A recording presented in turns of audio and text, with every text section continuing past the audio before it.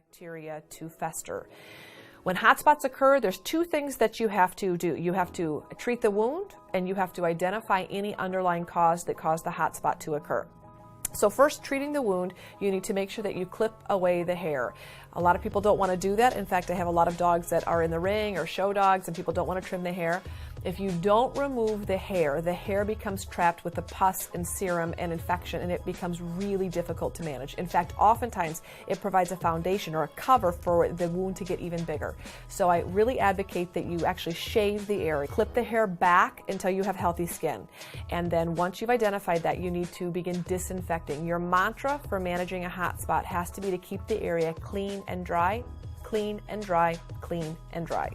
So once you've removed the hair, you need to gently disinfect the area with a disinfectant that's going to remove bacteria. I recommend povidone iodine, which is also called betadine. You can buy it from any pharmacy. In fact, you can buy it at Jewel or Walgreens or Osco or any of the chain pharmacies. A lot of health food stores also carry povidone iodine. It's organic, it's side effect free, and it does a good job of controlling most skin bacteria.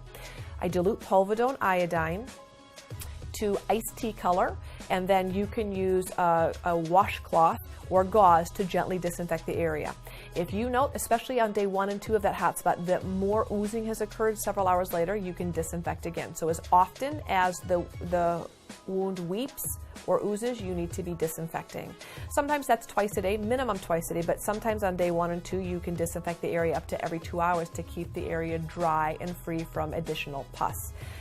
After you clean the area, you can apply a topical solution. You can use colloidal silver, you can use raw aloe, you can use a thin layer of manuka honey, which is a raw honey made from the tea tree plant. You can use a cool chamomile tea bag up against the wound to provide some soothing effects. Do not use anything that has stinging or astringent properties because it's an open, raw wound. So solutions like vinegar and tea tree oil, although antimicrobial, are really painful when you apply to an open wound, so I don't recommend you use those types of aggressive solutions when you have an oozing, red, irritated, painful wound. You're going to repeat the process of disinfecting and then applying a light topical, natural, soothing gel afterwards until the wound shrinks down and until your pet leaves it alone. Now, leaving it alone is a really important second step. You need to either apply an e-collar, which means one of those annoying lampshade collars that prevents your dog from chewing at himself. If your dog continually re-traumatizes that area, number 1, the infection will never go away, and number 2, the wound will get bigger.